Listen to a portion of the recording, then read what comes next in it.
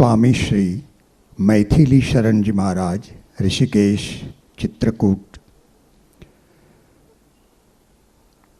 पंडित पूज्य श्री राम किंकर जी महाराज के अनन्य शिष्य है। परिचय में शिक्षा, दीक्षा, प्राप्ति, उपलब्धि जो भी कहो, इनके लिए एक ही शब्द है, पंडित राम किंकर जी महाराज। तो मैं आदरणीय पूज्य स्वामी श्री मैथिली शरण जी महाराज को विनती करता हूँ, आप चाहे तो पोडियम पर आकर अपना वक्तव्य दें। 40 मिनट वक्तव्य अवश्य दें।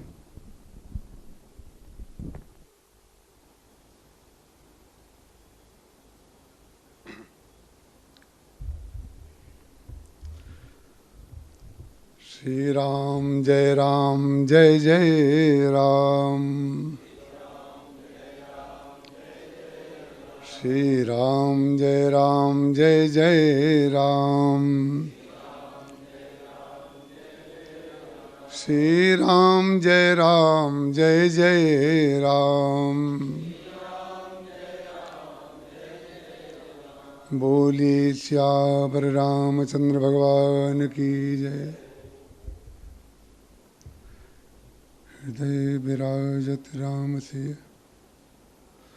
और दास हनुमान, ऐसे श्री गुरुदेव को बारंबार प्रणाम।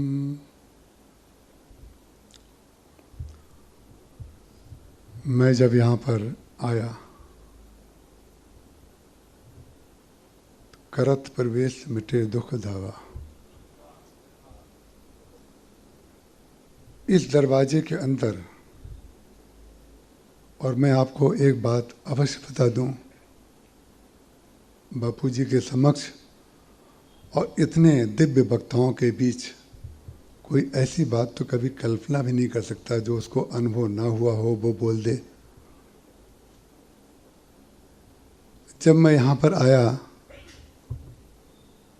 एक विशेष प्रकार की शांति का अनुभव हुआ दरवाजे के अंदर। और मैंने अपने साथ जो सेवक हैं श्रीकांत जी, उनसे कहा, भाई बड़ी शांति है, बड़ा वातावरण दिव्य है। फिर मैंने उनसे जो कहा वही मैं आपको बता देता हूँ। मैंने कहा, बापू जब बाहर बोलते हैं तो लोग सुनते हैं, तो वो उनका वाणी का प्रभाव होता है, और यहाँ पर जो शांति है वो उनके मौन का प्रभाव है।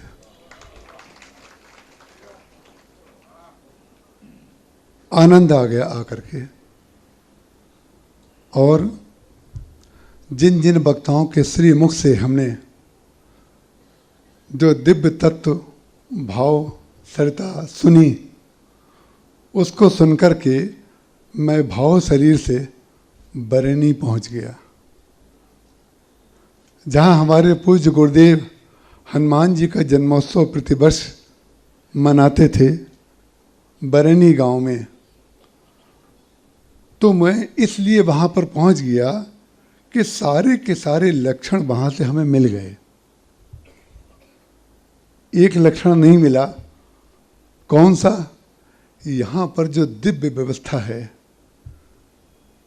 और सही बात तो ये है कि ये दिव्य व्यवस्था जिस समय की बात मैं कर रहा हूँ, उस समय ना यहाँ थी ना वहाँ थी। महाराज जी एक तख्त पर लेटे रहते थे बरेली गांव में, और एक तख्त पर प्रवचन होता था। परम आदरणीय कृष्णा बहन जी जानती हैं, वो कई बार वहाँ पर गई हैं। और हमें आज बहुत आनंद आया आदरणीय आशीष जी के दर्शन करके। आपके पूज्य बाबा जी, परम श्रद्धेय मानस रत्न डॉक्टर श्री श्रीनाथ जी मिश्र महाराज प्रति वर्ष वहाँ पर पधारते थे, और जब आप बोल रहे थे तो मुझे उनके ही दर्शन हो रहे थे। आनंद आ गया सुनकर। मैंने पहली बार आपको देखा, चित्र रूप में तो मैंने देखा है, वो बरेली में एक आध लोगों से आपकी चर्चा भी सुनी थी। तो बरेली की मुझे इसलिए याद आ गई, रात भर प्रवचन चलता था। यहाँ तो बापू ने ऐसी ऐसी व्यवस्था की है कि व्यवस्था का ऐसा स्वरूप तो मैंने कहीं देखा नहीं। लेकिन वहाँ पर क्या था, दरी बिछी रहती थी, सर्दी का समय रहता था, कार्तिक, कुछ गद्दे भी बिछे रहते थे, चादरें बिछ जाती थी। एक तख्त जिस पर कोई मसंड नहीं, पीछे टिकने की कोई व्यवस्था नहीं, ऐसे ही प्रवचन होते थे।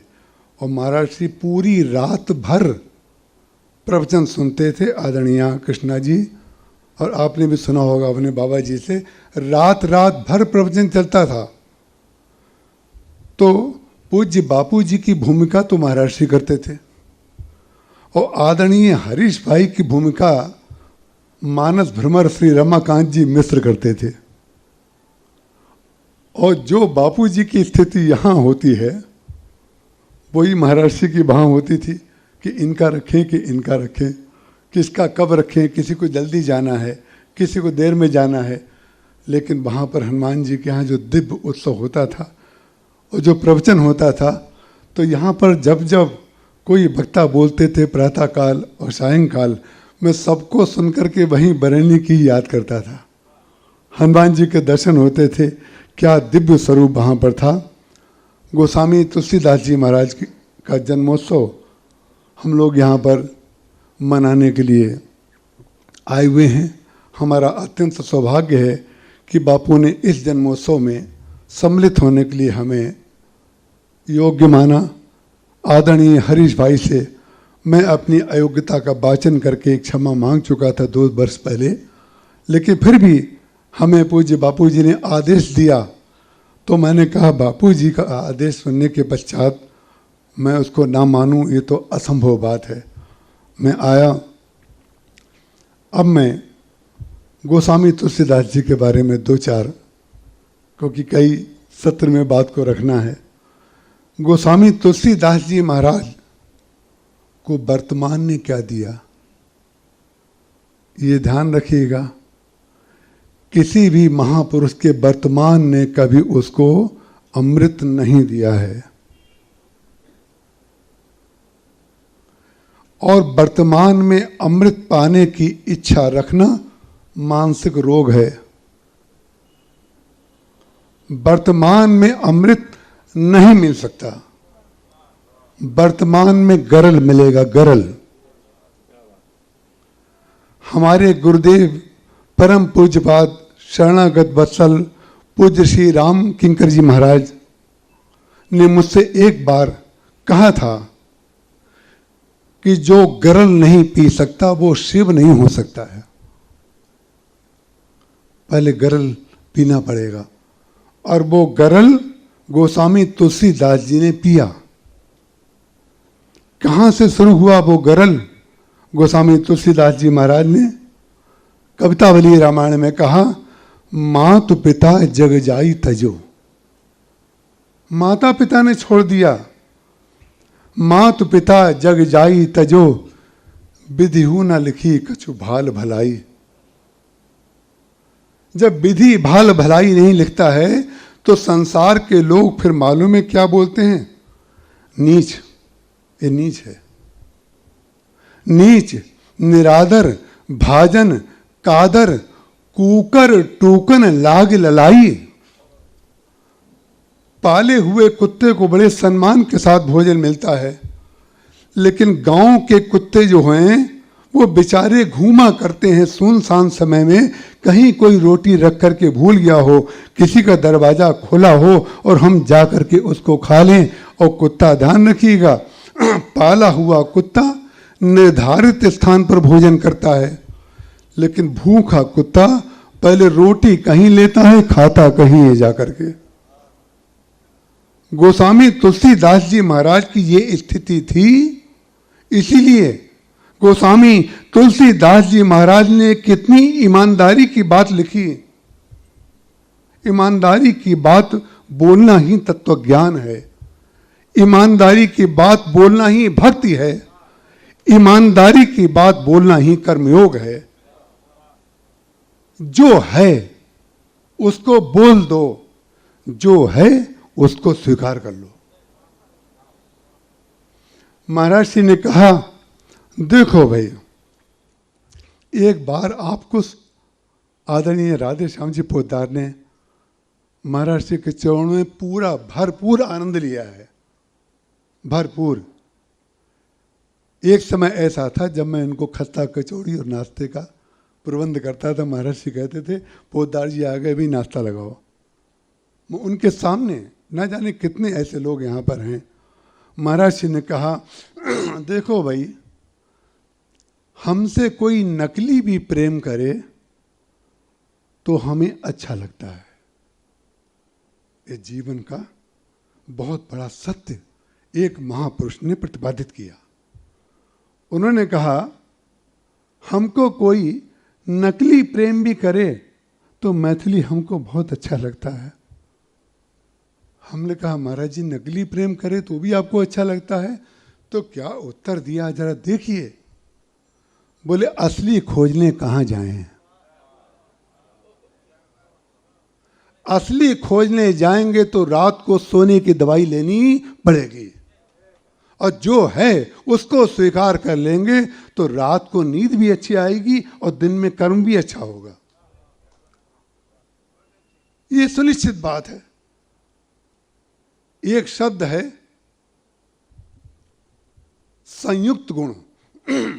संयुक्त गुण, सब लोग गुण की तारीफ करते हैं, गुण की प्रशंसा करते हैं। ये व्यक्ति बड़ा गुणी है, ये व्यक्ति बड़ा गुणी है, गुण की प्रशंसा सब लोग करते हैं।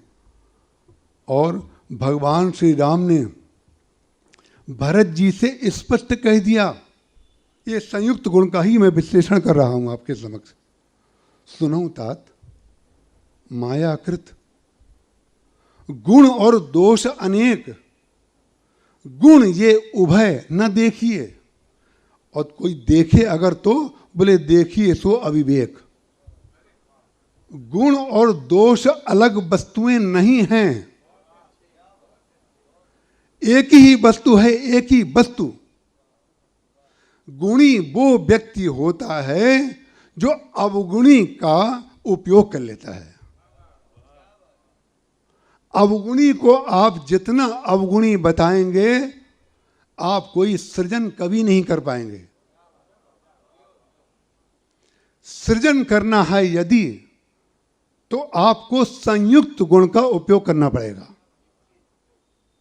रात का संयुक्त गुण है दिन, दिन का संयुक्त गुण है रात्रि, सुख का संयुक्त गुण है दुख, पूर्व का संयुक्त गुण है पश्चिम। जब पूर्व में सूर्य निकलता है तो सबसे पहली दृष्टि उसकी पश्चिम में जाती है, और पश्चिम में जाते समय क्या सोचता है कि एक दिन मुझे अस्त हो जाना है। अस्त हो जाने की बात जब हम कहेंगे तो आपके मन में ये बात आ सकती है कि निराशावादी वक्तव्य दे रहे हैं, लेकिन नहीं। निराशावादी वक्तव्य हम इस मंच से कैसे दे सकते हैं? निराशावादी जब हमारी संस्कृति ही नहीं है, जब निराशावादी गोस्वामी तुलसीदास जी नहीं है, और निराशावादी हमारे गुरुदेव जब नहीं है, तो हम निराशावादी बात आपसे कैसे कहेंगे? निराश होने की कोई आवश्यकता नहीं है। निराश होने की आवश्यकता उसको है जो वर्तमान का उपयोग करना नहीं जानता। हमारे महाराज जी कहते थे, रामचरितमानस में भगवान श्री राम ने संयुक्त गुण का सदुपयोग किया। हनुमान जी महाराज कितने पराक्रमी, अतुलित बलधामम, और जो पराक्रम भूतकाल में छोड़ चुके थे वो कौन थे? जामवान जी। तो जिसके वर्तमान में कोई शक्ति नहीं बची है उसका भी उपयोग किया, और जो अतुलित बलधाम में उसका भी उपयोग किया। लेकिन ध्यान रखिएगा, एक बूढ़े सज्जन ने हमसे एक बार रुद्रप्रयाग में कहा था कि हमारे पास बच्चे आकर के बैठते नहीं हैं, बच्चे नहीं बैठते। हमने कहा क्यों नहीं बैठते? बोले पता नहीं। मैंने उनसे कहा आप रामचरितमानस से कुछ शिक्षा ले लीजिए। उन्होंने कहा क्या? मैंने कहा रामचरितमानस में जितनी समस्याएं हमारी और समाज की हैं, सारी समस्याओं का समाधान हर एक पात्र के जीवन में दे दिया गया है। आपको कहाँ कौन सी समस्या है वो आप देख लीजिए। जब हनुमान जी महाराज लंका जला करके आ गए भगवान के पास, हनुमान जी महाराज तो अपने मुख से कुछ नहीं बोल रहे हैं, लेकिन जो कुछ नहीं कर सकता है उसको क्या करना चाहिए ये रामचरितमानस में बता दिया गया। जो जामवान जी महाराज कुछ नहीं कर सकते हैं उन्होंने बता दिया। बोले कि प्रभु नाथ, बहुत सुंदर बात है, देखिए वृद्ध व्यक्ति को अपने घर में सम्मान पाने के लिए क्या करना चाहिए? युवा की प्रशंसा करनी चाहिए। वृद्ध का संयुक्त गुण युवा है और युवा का संयुक्त गुण वृद्ध है। दोनों जने एक बार मान लें तो जीवन में आनंद ही आनंद है। जामवान जी महाराज ने क्या कहा? जामवान जी महाराज ने कहा, नाथ पवन सुत कीन जो करनी, नाथ पवन सुत कीन जो करनी, अरे सहसों मुख न जाए सो बरनी। परिणाम क्या हुआ? जब आप अच्छी बात बोलते हैं तो भगवान को अच्छी लगती है। नाथ पवन सुत कीन जो करनी, सहसों मुख न जाए सो बरनी, पवन तनय के चरित सुहाए, जामवंत रघुपति सुनाए। आप अच्छी बात बोलो भाई, सबको अच्छी लगती है, सबको अच्छी लगती है।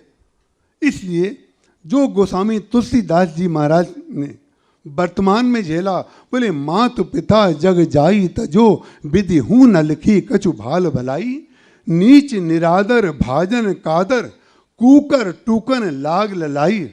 फिर कूकर टूकन लाग ललाई, जब कोई रोटी ना दे रहा हो तो एक रास्ता तो ये है कि सबकी आलोचना करना शुरू कर दें कि आजकल संसार में लोग कितने स्वार्थी हैं, लोग हमें कुछ नहीं देते, एक रोटी नहीं देते।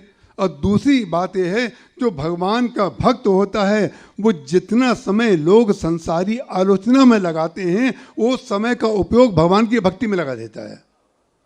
और भक्ति भी कौन सी? ऐसी भक्ति नहीं जिसको हम लोग भक्ति कहते हैं या मानते हैं या जो लोगों को बताते हैं, वो भक्ति नहीं। क्या कहा? राम स्वभाव सुनो तुलसी, प्रभु सो कहो बारक पेट खलाई। महाराज हमारी समस्या पेट है, हमारी समस्या भोजन है। मातु पिता जग जाई तजो, उन्होंने पेट खोल करके दिखा दिया। प्रभु सो कहो बारक पेट खलाई, और स्वार्थ को परमार्थ को रघुनाथ सुसाहिब खोर न लाई। जो स्वार्थ और परमार्थ दोनों देता है, ऐसा श्री राम का चरित्र छोड़ करके और किसी का नहीं हो सकता। गोस्वामी जी ने जो मैंने ईमानदारी की बात आपसे कही थी, क्या ईमानदारी की बात कही गोस्वामी तुलसीदास जी महाराज ने? विनय पत्रिका में गोस्वामी जी कहते हैं, किसी ने पूछा भगवान की भक्ति करने से क्या मिलता है? बोले रोटी लूगा नीको राखे। सोचिए कौन सी मुक्ति की बात कर रहे हैं, कौन सी साधना की बात कर रहे हैं? सीधी सीधी बात कहो जो हमारे अंदर है। बस जो समस्या है पहले उसको तो बोलो मेरे भाई। पहले मुक्ति का तात्पर्य क्या है? जो है उससे मुक्त हो जाओ, वही तो मुक्ति है ना। जिसकी याद रात में भी आ रही है, सुषुप्त में भी वही है, जागृत में भी वही है, स्वप्न में भी वही है, उससे आप मुक्ति की बात कर रहे हैं। पहले आपको उसके मिथ्यात्व का वर्णन तो हो जाए, उसका अनुभव तो हो जाए। और जिस समय देखिए बाल सिर पर होते हैं कितने सुंदर लगते हैं। कौन व्यक्ति ऐसा है जो कंघी नहीं करता? कौन व्यक्ति है? हमारे सिर पे बाल नहीं है। अभी गए थे, कहाँ गए थे, उन सज्जन ने मुझसे कहा, मैंने उनकी बहुओं को कहा, हाँ कलकत्ते में मैं रात को कहीं ठहरा था। आदरणीय बसंत कुमार जी बिरला जी का शरीर पूरा हो गया था, तो किसी के घर में मैं जाके ठहरा था। तो उन्होंने मुझसे कहा आपको कंघी तो नहीं चाहिए? अब मैं तो टोपी पहना हूँ, नहीं तो मैं आपको दिखा देता कि बाल है नहीं। उन्होंने कहा कंघी तो नहीं चाहिए। तो भाई देखिए, जब सिर पे बाल होते हैं तो कितने सुंदर लगते हैं, कंघी से लोग उसको ठीक करते हैं। लेकिन विचित्र बात है, इतने सुंदर बालों को रख रखाव जिनका हमने किया, लेकिन सैलून में जाके जब बाल कट के नीचे गिर जाते हैं तो आप उससे मुक्त हो जाते हैं कि नहीं? मुक्ति का तात्पर्य है कि जो था अब उसकी स्मृति भी नहीं है। अगर स्मृति बनी हुई है तो त्याग बुद्धि से हुआ है, चित्त से नहीं हुआ है। बुद्धि से त्याग करेंगे तो दिन का त्याग होगा, और चित्त से उतर जाएगा तो रात का त्याग होगा। चित्त से उतर जाएगा तो रात का त्याग जो है वो सुषुप्ति, स्वप्न का जो त्याग है। देहरादून में मेरा प्रवचन चल रहा था, हिम वैली स्कूल में। तो प्रवचन के पश्चात प्रिंसिपल ने खड़े होकर के कहा, बच्चे आपसे कुछ पूछना चाहते हैं। हमने कहा ठीक है। आधे घंटे का सेशन रखा गया। एक बच्ची ने खड़े होकर के कहा कि महाराज जी, हमको रात में सपने बहुत दिखते हैं, तो सपने क्यों दिखते हैं ये बता दीजिए। हमने कहा बेटा, सपने इसलिए दिखते हैं कि हम दिन भर सपने देखते हैं। दिन भर सपने देखेंगे तो रात भर सपने देखेंगे। सपने का तात्पर्य है कि जो आपके चित्त में है वो ही दिखता है। हम अमेरिका नहीं गए हैं तो अमेरिका की सड़क हमें कभी सपने में नहीं दिखाई देगी। हम जहां गए हैं, जो हमारे चित्त में आई है बात, बस वही वही दिखाई देगी, अलग दिखाई दे ही नहीं सकती। तो जब तक हम वर्तमान की उस स्थिति को नहीं स्वीकार कर लें कि जो है उसको स्वीकार कर लें, तो जो दोष कहते हैं, सुनो तात माया कृत, भरत जी महाराज से कहा भगवान राम ने, सुनो तात माया कृत, गुण और दोष अनेक, गुण ये उभय न देखिए, देखिए सो अविवेक। जो देख रहा है, जो अविवेकी है, उसका कारण क्या है? संयुक्त गुण के बगैर आप कोई सृजन कर ही नहीं सकते हैं। सफेद को उभारने वाला काला होता है। इसीलिए बाबा काली कमली वाले, यहाँ भी हमारे बापूजी काली कमली वाले हैं। तो काली कमली वाले का तात्पर्य क्या है? काली कमली ओढ़ने का तात्पर्य ये है कि जिसमें श्वेत को उभारा जाए। ये संयुक्त गुण है। सफेद और काले का संयुक्त गुण ये है, जो हमारे अंदर उज्ज्वलता है उसको निकालना चाहते हैं। वो काले की तुलना में सफेद को बाहर निकालने के लिए उज्ज्वलता हमारे हृदय की जो है वो ही श्वेत आ जाए। ये दिव्यता जो है, ये लक्ष्य है हमारा। तो उसका जब तक विरोधी, जब तक आप विरोध को साथ में लेकर के नहीं चलेंगे, तब तक सृजन नहीं होगा। आटे में पानी नहीं डालेंगे तो रोटी नहीं बनेगी। रात्रि नहीं होगी तो दिन का भी आप उपयोग नहीं कर पाएंगे। पूर्व दिशा का जो सूर्य है वो पश्चिम को देख करके समझता है कि शाम को मुझे अस्त हो जाना है। ये तो हुई निराशा की बात, लेकिन ध्यान रखिएगा, निराश होने की जरूरत नहीं है। जब पश्चिम में वो शाम को जाता है तो ये उसी समय देखता है कल सुबह फिर हम निकल आएंगे, क्योंकि पूरब को देखता है। पूरब का जो संयुक्त गुण है वो पश्चिम है, और पश्चिम का जो संयुक्त गुण है वो है पूर्व। यहाँ पर भगवान कृष्ण और भगवान राम को लेकर के अनेक बातें, बड़े सुंदर भाव यहाँ पर महापुरुषों ने रखे। अलग अलग तरीके से भगवान जो हैं, प्रभु भाव गाहक अति कृपालु, सप्रेम सुन सुख मानहि। सारे के सारे लोग अपने अपने ढंग से भगवान के बारे में कुछ बोलते हैं। यही भांति निज निज मति विलास। गोस्वामी तुलसीदास जी महाराज ने कहा, ये ध्यान रखिएगा, भगवान के लिए हम लोग जो जो बोलते हैं वो मति विलास है। मति विलास का तात्पर्य सत्य जो है प्रतिपादित करने की वस्तु है ही नहीं। सत्य तो स्थापित है, सत्य को स्थापित करने के लिए जो जिस विधि का आश्रय लिया जाता है उसको कहते हैं मति विलास। ए भांत निज निज मति विलास मुनीस हरि बखानहि। भगवान कैसे सुनते हैं? प्रभु भाव गाहक। कैसा भी कह रहा है, बच्चा तो हमारा है ना, बच्चा तो हमारा है ना। जैसा भी बोल रहा है, बताइए अपने बच्चे की भाषा। बच्चे जिस घर में नहीं होते हैं उस घर में लोगों के घर में आनंद उतना नहीं होता है, क्योंकि बच्चे बड़े लोगों को बच्चा बना देते हैं, उनको तुतला बोलना सिखा देते हैं। बच्चा अगर तुतला करके ना बोले और बाबा जी उसके साथ तुतला करके ना बोलें तो घर का आनंद ही क्या है? वो रोटी को टोटी कहे और मम्मी आकर के रोटी दे दें, ये अशुद्ध भाषा है कि नहीं? होती अशुद्ध है, लेकिन परिणाम शुद्ध होता है। परिणाम इसलिए शुद्ध होता है कि जिसके बारे में हम बोल रहे हैं कि टोटी, वो माँ जो है वो जानती है कि टोटी बोल रहा है बेचारा, लेकिन मांग रहा है रोटी।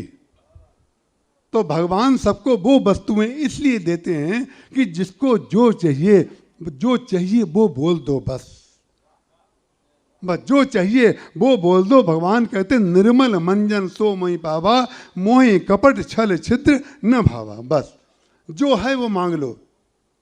महाराज जी बहुत बढ़िया बात कहते थे। महाराज जी कहते थे कि देखो भाई, जो त्याग है ना, त्याग की भाषा बहुत विचित्र महाराज जी ने व्याख्या की। बोले त्याग ये क्या है?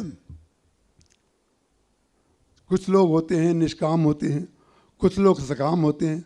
तो महाराज जी ने निष्कामता की इतनी दिव्य व्याख्या की, और ये जितनी व्याख्याएं मैं बता रहा हूँ, एक शब्द ऐसा नहीं है जो आप उनके कैसेट्स में निकाल दें, उनकी पुस्तक में निकाल दें। ये कौन से शब्द बोल रहा हूँ? जो मैंने उनके चरणों की सेवा करते करते बातों में सुना है। मैं दीवाने खास की कहता हूँ, दीवाने आम की नहीं कहता। दीवाने खास। जब कमरे में मैं मालिश करता था, सेवा करते करते जो बोलता रहता था और उसका जो उत्तर देते थे, वो ना जाने किस समय चित्त में वो आकर के बातें बैठ गई जो हमारी जानकारी में नहीं थी। लेकिन जानकारी में नहीं भी हो और बीज जमीन में गिर जाए तो बरसात होने पर तो वो निकली आएगा ना। तो ये बरसात क्या है मालूम है? ये संत समागम, यही तो बरसात है। इन लोगों के सामने आकर के जो भाव निकल रहे हैं, ये गिरजा संत समागम, ये संत समागम है। इसके बराबर और कोई लाभ नहीं होता है। जब संत समागम आ जाए तो यहाँ पर भगवान कृष्ण और भगवान राम को लेकर के क्या दिव्य दिव्य भाव, इतने वक्ता कि नाम भी याद नहीं रह सकते, किसी को नहीं रख सकते नाम, सबने बातें की। देखिए, भगवान कृष्ण के संदर्भ में लोग कहते हैं उनके जीवन में श्रृंगार की प्रधानता है, और भगवान राम के लिए कहते हैं कि इनके जीवन में मर्यादा की प्रधानता है। लेकिन संतों के पास बैठ करके महाराज जी एक बात कहते थे कि देखो भाई, हलवाई बनना है, जलेबी बनाना सीखना है, तो पहले हलवाई के चरणों की सेवा करनी पड़ेगी, और हलवाई की दुकान पर जाकर के कम से कम 1 वर्ष तक तो उसकी दुकान की सफाई करनी होगी। उसके बाद आपको धीरे धीरे कुछ आएगा कि कैसे जलेबी बनाने की प्रक्रिया तो बहुत आगे होती है। पहले तो दुकान खुलती है, सामान इकट्ठा किया जाता है। तो महाराज जी ने कहा भी देखो, निष्कामता क्या चीज़ है? उन्होंने कहा निष्कामता वो नहीं है जो कुछ ना चाहे। अगर कुछ ना चाहने वाले को निष्कामता बता दें तो ना जाने कितने लोग सत्संग में से उठ करके चले जाएंगे। तो क्या बोले? बोले निष्कामता मेरी दृष्टि में वो है जो भगवान के अतिरिक्त किसी से ना चाहे, वो निष्काम है बस। क्योंकि निर्मल मंजन सो मई पावा, मोहि कपट छल छिद्र न भावा की संगति यहाँ पर मिल जाती है कि आपके अंदर जो है वो मांग लीजिए, लेकिन जो चीज भगवान से मांग रहे हैं वही चीज संसार से मांगें तो ना निष्कामता रही ना सकामता रही। सकामता अगर संसार से सिद्ध हो रही है तो भगवान से फिर वही वस्तु मत मांगिए, और भगवान से मांग रहे हैं तो फिर वही हाथ जो है दूसरे के आगे जाकर के मत फैलाइए। गोस्वामी तुलसीदास जी महाराज ने कह दिया, रोटी लूगा नीको राखे। भगवान की भक्ति करने से क्या मिलता है? बोले भोजन अच्छा मिलता है। यहाँ भी देखिए कितना सुंदर भोजन, रोटी लूगा नीको राखे। और क्या बोले, आगे हूं को वेद भागे। वेद कहते हैं कि आपको परम श्रेय की प्राप्ति होगी, ये वेदों का सिद्धांत है। तो हमें राम नाम लेना है, इसलिए हम वर्तमान में जो वस्तुएं मिलेंगी हम उसका भी लाभ उठाएंगे, और उसके पश्चात हमारी मुक्ति निश्चित है। भगवान के चरणों में गति रति मति हमारी हो जाएगी, ये भी निश्चित है। ये सिद्धांत है। रोटी लूगा नीको राखे, आगे हु को वेद भाखे। भगवान कृष्ण और भगवान राम में मर्यादा और श्रृंगार अपने अपने ढंग से। विचित्र बात है जो मैं आपको बता चुका, संयुक्त गुण, संयुक्त गुण के अतिरिक्त कोई बात नहीं टिकेगी। कृष्ण का संयुक्त गुण राम है और राम का संयुक्त गुण कृष्ण है। चंद्रमा का संयुक्त गुण सूर्य है और सूर्य का संयुक्त गुण चंद्रमा है। फलों को पकाने का काम सूर्य करता है और फलों में मिठास भरने का काम चंद्रमा करता है। संयुक्त गुण है कि नहीं? बिल्कुल है संयुक्त गुण। परिणाम क्या हुआ? तो मैं क्या कहता हूं, भगवान राम में मर्यादा का श्रृंगार है और श्री कृष्ण में श्रृंगार की मर्यादा है। बस इतना ही अंतर है। भगवान राम में मर्यादा का श्रृंगार है और कृष्ण में श्रृंगार की मर्यादा है। और इन दोनों में से कोई भी चीज आप भूले तो या तो घर बिगड़ जाएगा या ऑफिस बिगड़ जाएगा, या तो घर बिगड़ जाएगा या ऑफिस बिगड़ जाएगा। दोनों में संतुलन अगर रखना है, देखिए दीवारें जो ऊंची होती हैं सुरक्षा की दृष्टि से बहुत अच्छी बात है, लेकिन ऊंची दीवारें मालूम है कहाँ की होती हैं? जिनका विवेक के ऊपर से लगाम हट जाती है, उनको ऊंची दीवारों में जाना पड़ता है। वो ऊंची दीवारों में कौन जाते हैं? बोले या तो पागल जाता है या अपराधी जाता है। तो विवेकी व्यक्ति कौन है? संतुलित व्यक्ति कौन है? जो ऊंची दीवार में रहना पसंद नहीं करता है, वो नीची दीवार में पसंद करता है। और ऐसे घर में रहना पसंद करता है, जेल खाने में कुंडी बाहर से होती है, अंदर से नहीं होती। और घर में कुंडी अंदर से भी होती है और बाहर से भी होती है। स्वस्वीकृत स्वतंत्रता और स्वस्वीकृत परतंत्रता जब आ जाए जीवन में तो समझ लीजिए संतुलन आ गया। संयुक्त गुण का हमने बिल्कुल ठीक ठीक उपयोग किया। मर्यादा का श्रृंगार और श्रृंगार की मर्यादा। अब आप जरा मर्यादा का श्रृंगार रामचरितमानस में जरा देखिए। भगवान राम श्री सीता जी और लक्ष्मण जी के साथ जा रहे हैं वन मार्ग में। जब वन मार्ग में जा रहे हैं तो संध्या काल हो गई, थक गए थोड़ा। थकने के पश्चात एक बड़े भारी विशाल वृक्ष के नीचे भगवान श्री राम बैठ गए। श्री किशोरी जी उनके बामांग में बैठ गई।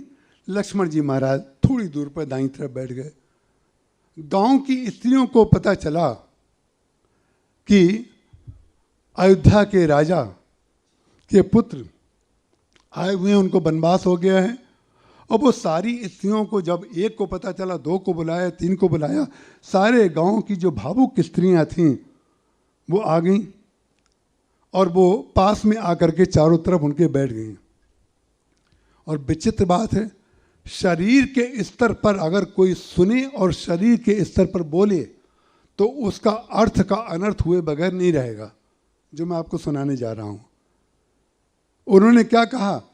एक स्त्री ने सीता जी से कहा कि ये जो तुम्हारे बगल में बैठे हैं ये कौन है? बैठने के ढंग से बिल्कुल पता चल गया होगा। जब पति पत्नी अगल बगल बिल्कुल बैठे हुए हैं और लक्ष्मण जी थोड़ा सा फासला बना करके बैठे हुए हैं, तो किसी भी बुद्धिमान व्यक्ति को अपने आप पता चल जाना चाहिए ये पति पत्नी हैं, वो उनके कोई घर के सदस्य हैं।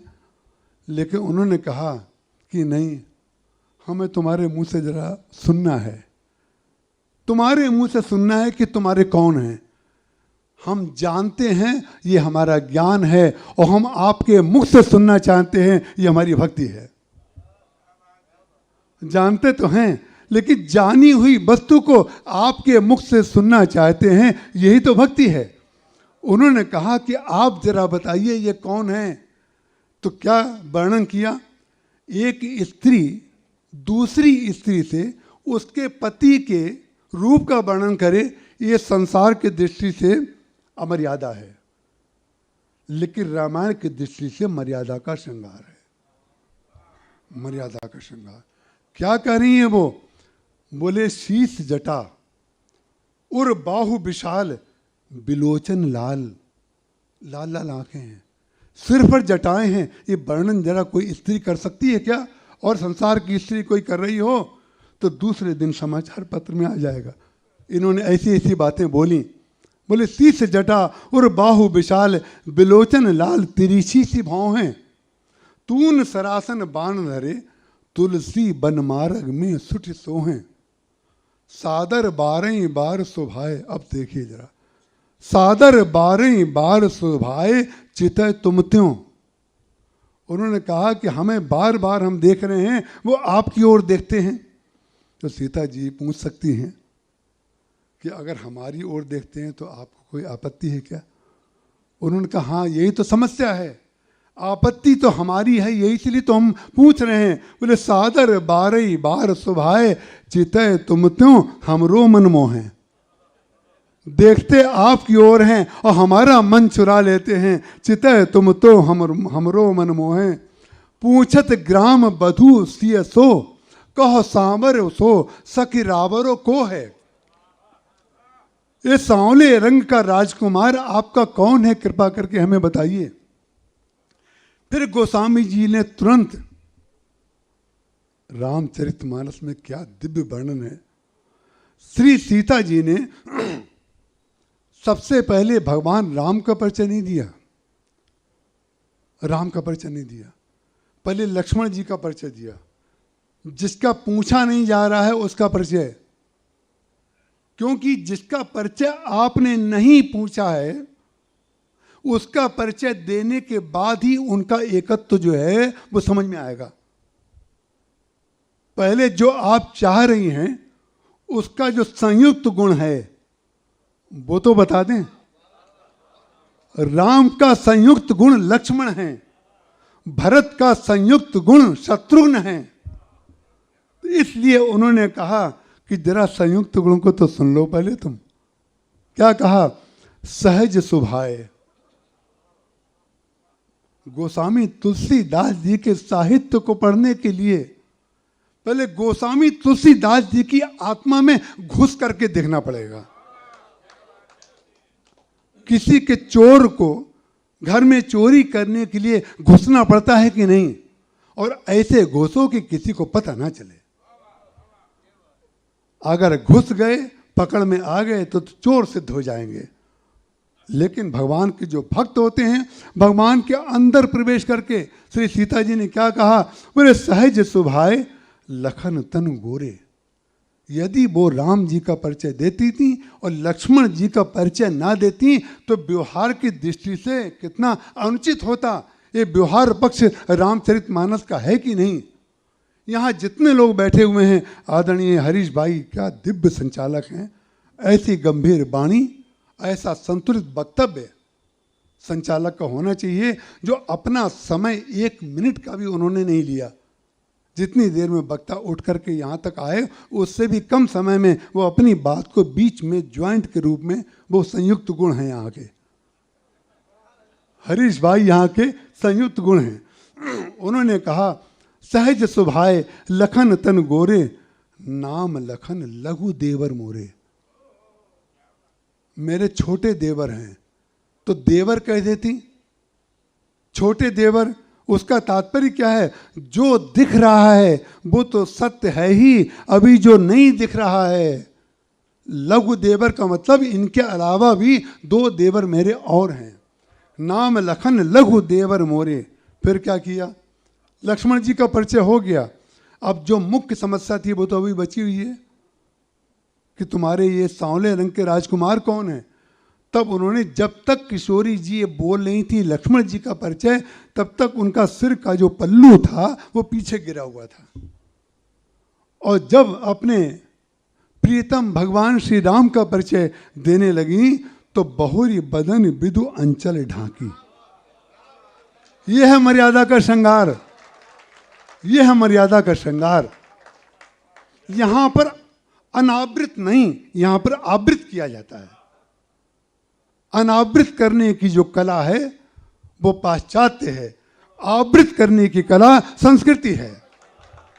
बहुरी बदन विदु अंचल ढांकी प्रिय तनु चितई। कैसे देखा, प्रिय तनु चितई भौं कर बाकी। तिरछे नेत्र से देखना, भगवान जब दिखेंगे तो तिरछे नेत्र से ही दिखेंगे। बहुरी बदन विदु अंचल ढांकी, प्रिय तनु चितई भौं कर बाकी। खंजन नयन तिरछे नयननी। खंजन एक पक्षी का नाम है जिसकी आंखें कान के पास तक होती हैं। हमें और आपको बगल देखना होगा, हमें आपको स्वामी जी के बगल में देखना है, बहन जी के दर्शन करने हैं तो हमें गर्दन घुमानी पड़ेगी। लेकिन खंजन पक्षी जो है वो अपनी जो पुतली होती है उसी को घुमा करके चारों तरफ देख लेता है। खंजन मंजु तिरछे नयननी, निज पति तिनहि कहो सिए सैननी। बस अपनी तिरछी आंखों से उनको देख करके बिना बोले ये सिद्ध कर दिया, जिसको हम तिरछी दृष्टि से देख रहे हैं वो हमारे पति हैं, जो सहज स्वभाव के हैं वो हमारे देवर हैं। खंजन नयन तिरछे नयननी, निज पति तिन्हे कहो सिए सैननी। और अगर उनके अंदर तनिक भी श्रृंगार की भावना शारीरिक होती उन स्त्रियों के अंदर, तो प्रतिक्रिया मालूम है विपरीत होनी चाहिए थी। उनको ये विपरीत प्रतिक्रिया होती, अगर आपके पति हैं तो फिर हम अपने गांव में जा रहे हैं, ये तो होता। लेकिन नहीं, विदेह जो है ना, विदेह वो होता देह है लेकिन विदेह होता है। उन्होंने क्या कहा, सारी की सारी जो सखियां थीं, जब खंजन नयन तिरछे नयननी, निज पति तिन्हि कहे उसी सैनी। भई मुदित सब ग्राम बधूटी, प्रसन्न हो गई। भई मुदित सब ग्राम बधूटी, रंकन रास रास जन लूटी। लूट लिया हो बाबा। लूटे हुए वस्तुओं में जो लाभ और आनंद की अनुभूति होती है वो कमाए हुए में नहीं होती। 5 पैसे मिलते थे जब पढ़ने जाते थे, 5 पैसे नहीं, शायद 2 पैसे थे। वो जामुन बिकते थे बाहर, तो जामुन 2 पैसे के खरीद के खा सकते थे, लेकिन वो 2-2 पैसे हम जोड़ते जाते थे। लेकिन स्कूल में जो जामुन का पेड़ लगा था उसमें डंडी मार मार करके जामुन गिराते थे और उसको खाते थे। लूटने का जो आनंद है, बस लूटने का, जो लूटना जिसकी आदत पड़ गई वो कमाएगा नहीं। हम लोग तो लुटेरे हैं, इसीलिए लाल कपड़े में आ गए, ये ध्यान रखिएगा, लुटेरे हैं। अब वो सब वक्ताओं ने एक बात कही है, वही मैं भी कह दूं कि समयाभाव से नहीं बोल पा रहा हूं तो अच्छा नहीं लगेगा। लेकिन हम लोग तो नहीं, ऐसा नहीं, जन्म जन्मांतर पे विश्वास करते हैं ना। हम लोग 1 घंटे पे नहीं, जन्म जन्मांतर पे विश्वास करते हैं। तो जब एक बार जो लूटने का आनंद है जो मिल गया, भक्त लोग लुटेरे होते हैं, लुटेरे जहाँ तहाँ देखो वो लुटेरे हैं, लोभी हैं, लालची हैं। सारे के सारे जितने ऐसे अपमानजनक शब्द है वो भक्तों ने अपने जीवन में, गोस्वामी तुलसीदास जी महाराज ने भरत जी के लिए कहा, लुबुध मधुप इव तजई न पासु, लोभी भौरा कामी नार पियार जी में, लोभी प्रिय जिम दाम, तिमि रघुनाथ निरंतर प्रिय लागो मई राम। हमारे महाराष्ट्र से किसी ने पूछा, पहले कामी कहा फिर लोभी क्यों कहा? पहले लोभी कह देते फिर कामी कह देते। बोले नहीं, कामी और लोभी में एक अंतर है। बोले कामी नारी प्यारी जी में। गोस्वामी तुलसीदास जी महाराज से भगवान ने पूछा, तुम क्या चाहते हो रामायण के अंत में? तो उन्होंने कहा, कामी की तरह आप मुझे प्रिय लगिए और लोभी कितने प्रिय लगी। कोई और नहीं मिला था क्या, किसी भक्त का नाम ले लेते। विचित्र बात, कामी और लोभी बोले जब तक आप हमें प्राप्त ना हो तब तक तो हमें कामी कितने प्रिय लगिए, लेकिन कामी में एक बड़ी समस्या होती है कि कामी को काम की उपलब्धि के पश्चात उससे विरति हो जाती है। हमें आपसे विरति कभी ना हो। बोले कामी नारी प्यार जिम, बोले लोभी एक ऐसा है कितना भी मिल जाए और करते ही चला जाता है। बोले पहले कामी लगिए, कामी कितने प्रिय लगिए, और बाद में लोभी कितने हमें प्रिय हो जाइए। हम आपसे यही चाहते हैं। हम अपनी समय की सीमा में ठीक 45 मिनट हमें समय दिया गया था। 45 मिनट में हमने बापू के श्री चरणों में हमें आप देखिए, हम 2 बार आपके दर्शन करने आए, तीसरी बार इसलिए नहीं आए। हमारे महर्षि कहते थे मंदिर में जाने के बाद कनक भवन में ठाकुर जी की माला उनको मिल गई। फिर हमारे साथ वाले कई लोगों ने कहा महाराज जी और दर्शन कर लें। महाराज जी ने कहा ठाकुर जी अब विदा कर चुके, बहुत भक्तों के साथ बैठे हुए हैं, अब बार बार ठाकुर जी के पास जाके ठाकुर जी को संकोच में नहीं डालना है, क्योंकि उनके और भी तो भक्त हैं। तो 2 बार मैं गया, तीसरी बार आदरणीय जालान जी बहुत प्रेमी हैं, छुपे हुए हैं, तो अच्छा हुआ मैंने देख लिया। उन्होंने कहा आइए ना बापू के पास। हमने कहा इतने भक्तों से वो घिरे हुए हैं, उनको संकोच में मैं डालूं कि इनको कहाँ बैठाऊं, क्या करूं। वो नहीं, वो तो मेरे पास हैं, मुझ पास में जाने की क्या ज़रूरत है, वो तो पास में हैं, वो मेरे पास हैं, मैं उनके पास हूँ। जो भैया आशीष जी ने कहा कि प्रेमी जब प्रेमास्पद से मिलता है, देखो प्रेमी प्रेम और प्रेमास्पद, उड़िया बाबा जी महाराज कहते थे प्रेमी प्रेम और प्रेमास्पद तीनों में से एक भी सच्चा हो तो तीनों सच्चे हो जाते हैं। तो जब वो सच्चे हैं तो हम जैसे भी हों हम भी सच्चे हो जाएंगे, उसमें क्या अंतर पड़ता है।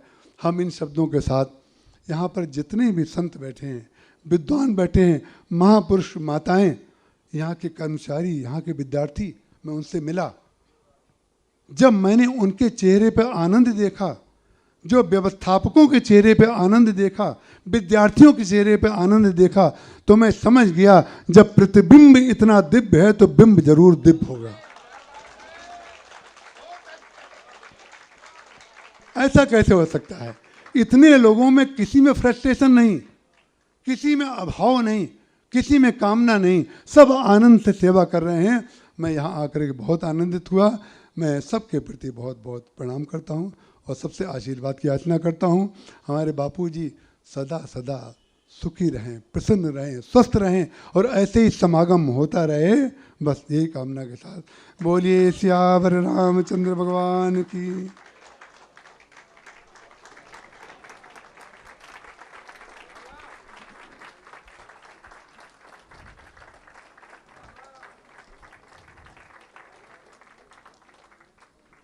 महाराज श्री